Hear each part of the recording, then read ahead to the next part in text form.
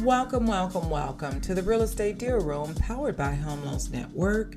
I am your host, Ebonie Beaco, a senior loan officer and mortgage strategist. And I've been doing this for over 25 years within a real estate investing world, as well as mortgages. So when I tell you I know my stuff, I know my stuff. Every single day, I work with so many different classes and groups of people, from first-time home buyers who is looking to purchase their very first home, for real estate investors who's trying to grow their portfolio, and realtors and other professionals who just really want the best for their clients. So I say that to say that you are in the right place. If you want to know everything about real estate, how to structure deals, or what's going on out there that can affect your deal, you got your girl here, Ebonie Beaco.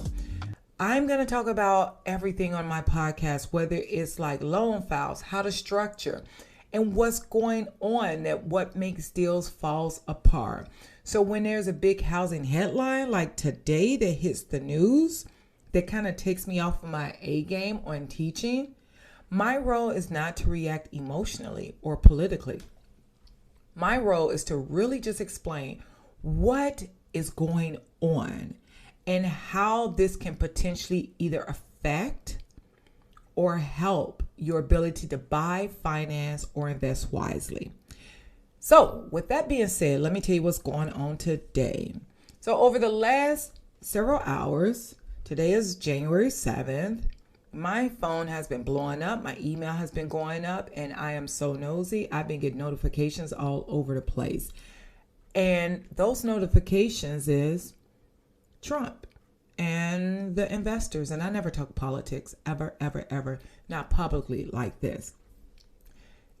They want to know what's going on as far as the big institutions not being able to buy single-family properties, single-family homes anymore.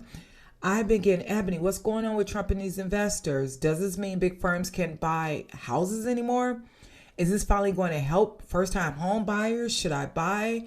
Like, hold up, slow down. I'm going to break that all down. And that's what prompted me to do today's podcast. So instead of answering this one person at a time, I wanted to do a full breakdown.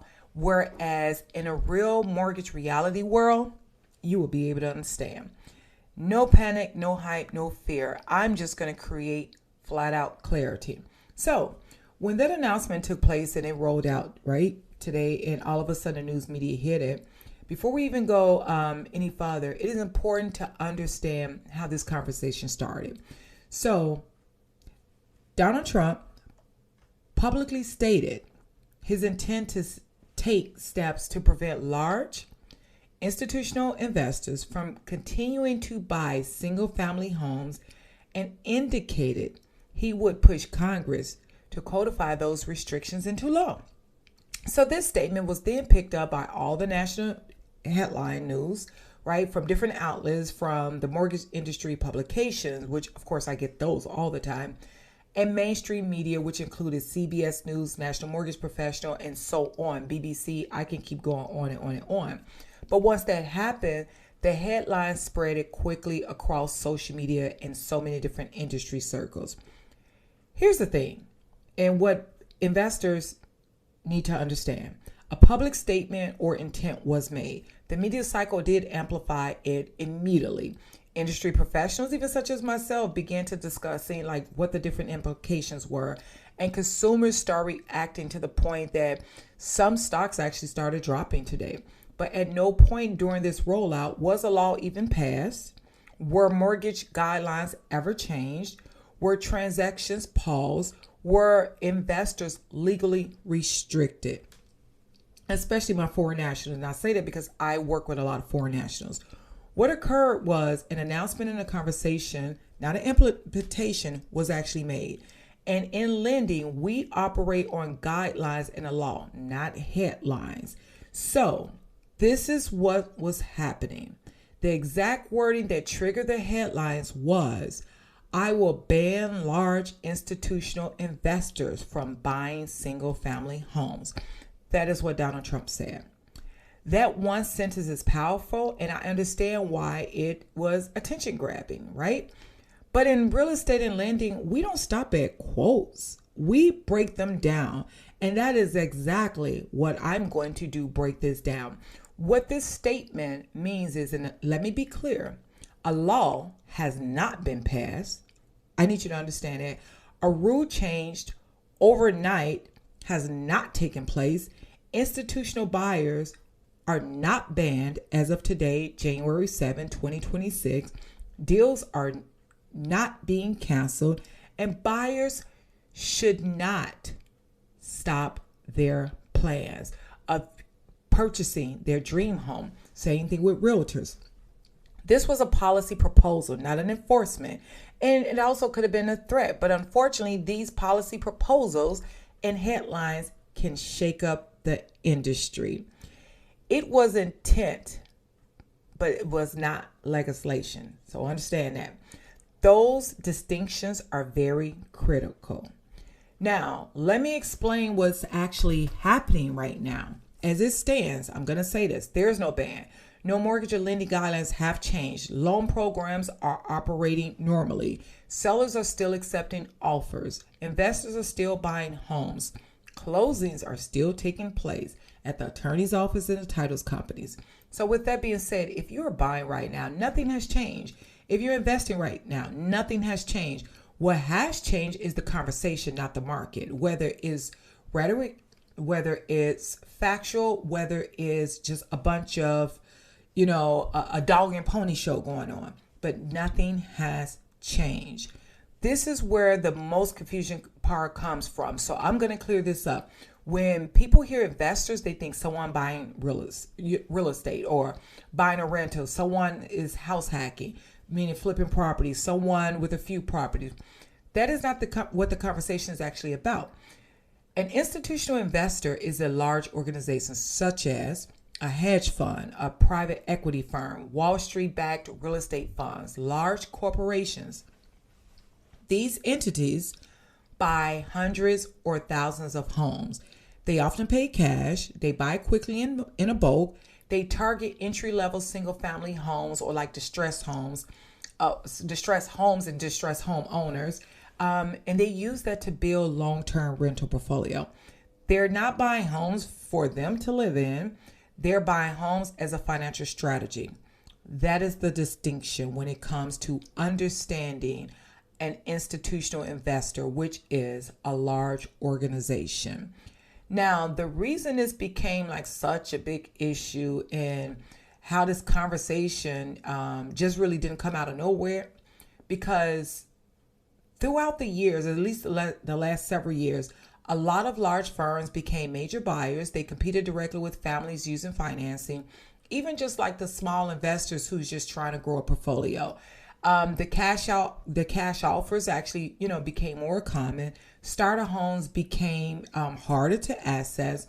So when buyers say, I'm not losing to another family, I'm losing to a company, that is actually frustrating. So for years, I was a realtor, and a lot of times my buyers was losing deals to these corporations, but you never knew who these corporations was.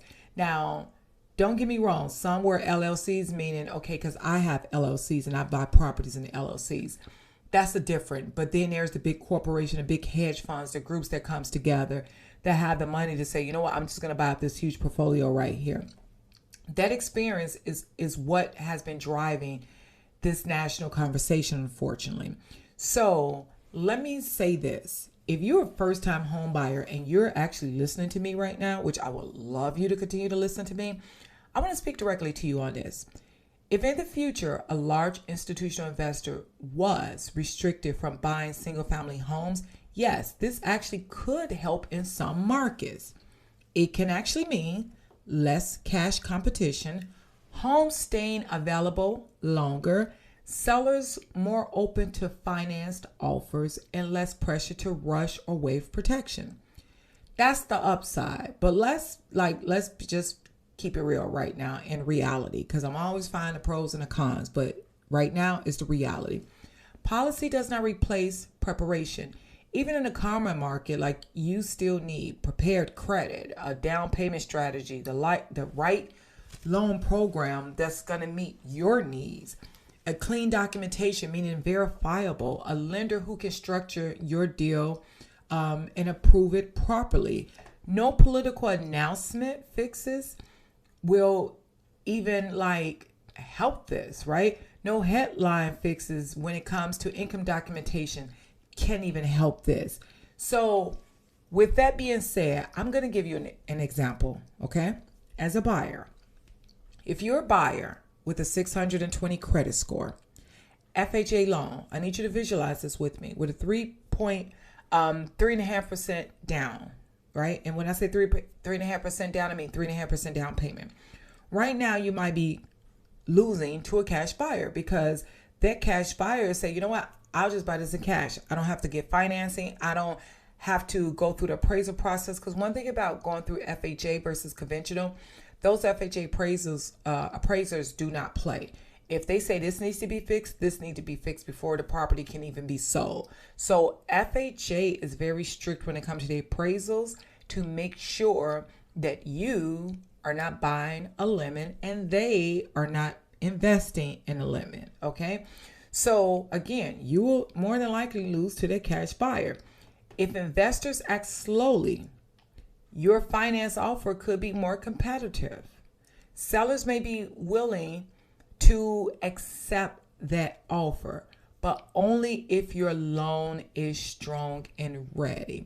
So what I mean is, if a cash buyer, if the house is listed for sale for $175,000, a cash buyer comes in and says, I will purchase this home for $125,000. And to be honest, if they see that you don't have a mortgage, you're probably going to purchase it for $100,000 or maybe even $75,000. So you would never get the full thing. But what they're saying is, I'll purchase it for $75,000 and I can close in 5 days, period, point blank. I'm just going to, look to see if there's any liens or anything on a title, any kind of mechanical liens or whatever. That's all they're going to do. But then you, first-time home buyer, wants to purchase this property and you're willing to offer $175,000. But the problem is you're willing to offer $175,000 in a loan that can take 30 to 45 to possibly 60 days versus somebody closing within 5 days based upon them just doing their due diligence. Okay. So that is the difference. You can potentially lose out on a cash buyer. It's up to the seller who's selling the property to be willing to be patient to accept the full offer from you. And if it's an FHA deal, hoping there's not a lot of repairs that the FHA appraiser is asking. Unlike the cash buyer is going to accept that property well below market value and well below your asking price. And they're going to accept it as is. So definitely make sure your loan is always strong. Make sure you always have a pre-approval before you even go out with a realtor. Make sure you always have a pre-approval before you even accept, before you even make an offer and present a contract. And make sure your pre-approval is from a reputable company. Because just because you get a pre-approval does not mean it's reputable. And understand there is a difference between a pre-approval and a pre-qualification. So you need a pre-approval, not a pre-qualification. There's a big difference. Now, let me talk to my investors here, right? I want to speak to my investors and I want you to listen closely. This proposal is not about banning investing. So if you own a few rentals, this is not going to affect you. Using DSCR or traditional financing, it's not going to affect you.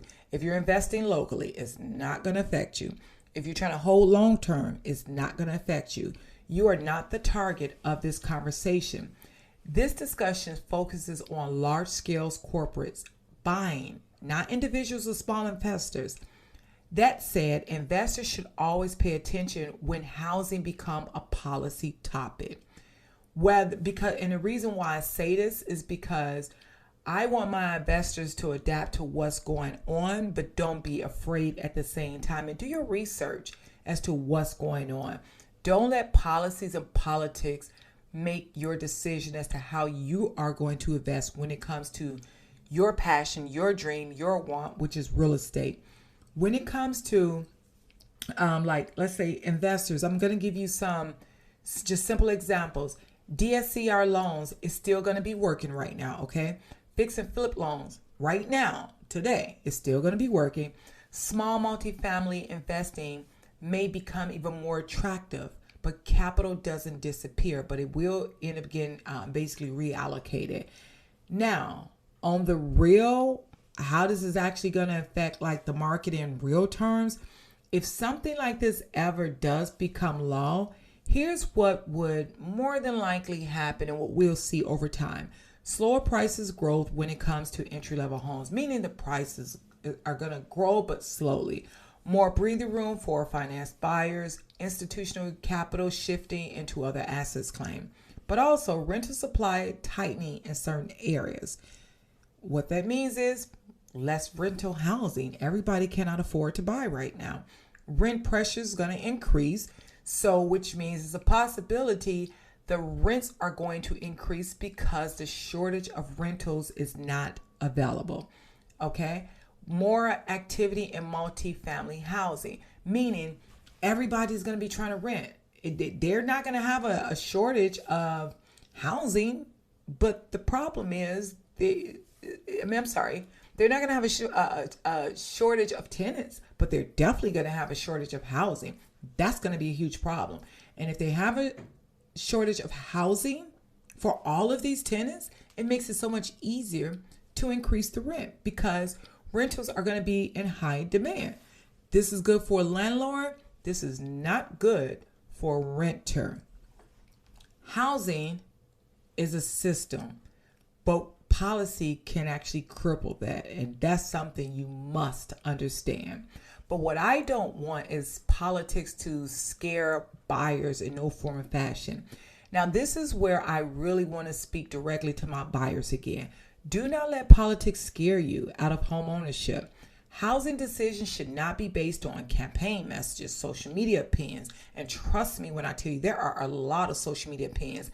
I would tell any of my clients, my business associates, partners, if you cannot Google the individual and they are not verifiable or their company, please stop it. Social media sometimes can be detrimental to so many people because there's so many people who have given their opinions about things that they know nothing about. Fear-based headlines should not be your housing decision as to like what's going on right now. Your housing decision and how you buy should be based on your financial readiness, your local market, your professional guidance, such as that realtor that you're working with, that attorney, that loan officer that you're working with. Politics is short term, usually term, keyword is term, 4 terms, unless somebody either get impeached or whatever the case may be. Homeownership is a long term. That is your home for the next 15 years, 20 years, 30 years, 40 years. And if they do that 50-year mortgage, that's how long it's going to be your home, or unless you just decide to sell it and move on to the next home. Home buyers should only be talking about, talking to people that's going to help them. Like if you're thinking about buying a home, I need you to know who is going to be important in this process outside of your significant other or your family. Talk to your realtor. They know exactly what's happening in your neighborhood right now, in your market. Your loan officer, they can tell you what you qualify for today, how strong your approval is, what to improve, whether waiting helps or hurts. And here's something that I want to emphasize to you. When it comes to your loan officer, or even just yourself, a lot of times I've heard a lot of investors and buyers say, I want to only buy when the rates go down. Listen, the way the world is set up today, rates going to go down today and tomorrow they're going to go sky high, just like the gas. Look at the rates like gas. You never know when it's going to go up. You never know when it's going to go down. That is something I need you to understand. Marry the house, not the rate, because you can always get the house when you want it, but that rate is always forever changing. And if you can qualify for the house today at that 700 credit score, you get it. You can always refinance it. If you turn around and try to wait for this rate to go down, you will lose your dream house. So my biggest slogan and motto is marry the house, not the rate. Next, the other person I need you to talk to is talk to trusted professionals within the real estate and mortgage industries. They can be attorneys. They can be estate planners. Like I said, they can be just simply mortgage strategists or other real estate and investors. And when I say mortgage strategists, somebody who's not just talking about mortgages. Understand that, right? Somebody who's been there, done that. They didn't flip. They didn't done investing. They bought multiple properties. They've watched the market. They know everything that's going on. Don't you talk to a YouTube person who don't have a pot to piss in. I'm sorry, but I'm just being honest with you. I can proudly say I am verifiable. No matter whether you look me up as Ebonie Beaco, Ebonie Caldwell, it doesn't matter. I am all over the internet because what I do is good business, and I've been doing this for long. I've taught over 14,000 real estate investors or individuals to flip properties, whether it was real estate investors, whether it's wholesalers and first-time home buyers. I do what I do because I love what I do. Now, with that being said, this is what I need my buyers to watch out for. I need you to avoid waiting based on speculation, assuming policy talks equals immediate change. Because a lot of times this stuff needs to go to the House and the Congress and everything before it even passes. It doesn't matter who the president is and how much he or she may try to push policies and make people do things. The reality of it is it still need to go through the proper process. So with that being said, that's not happening no time soon.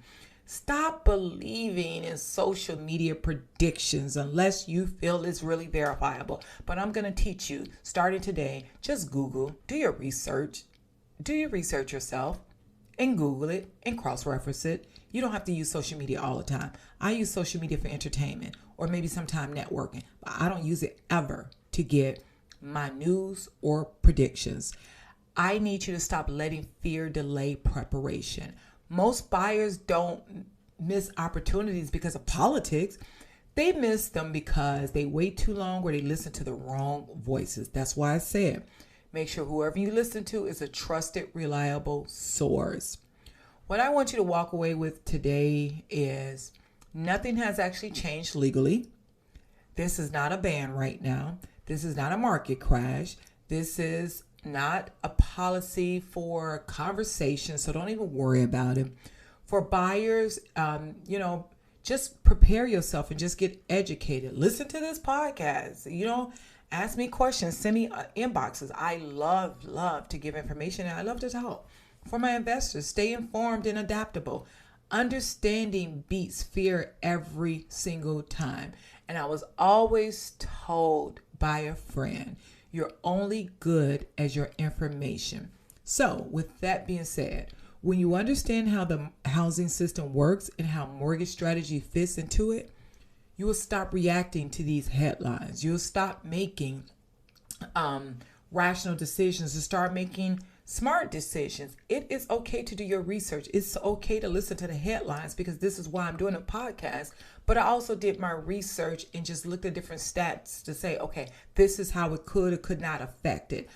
You want to be able to put yourself in a situation because you've done so much research and you listen to reputable sources that you are able to make a confident decision. That is the entire purpose of the Real Estate Deal Room, powered by Home Loans Network.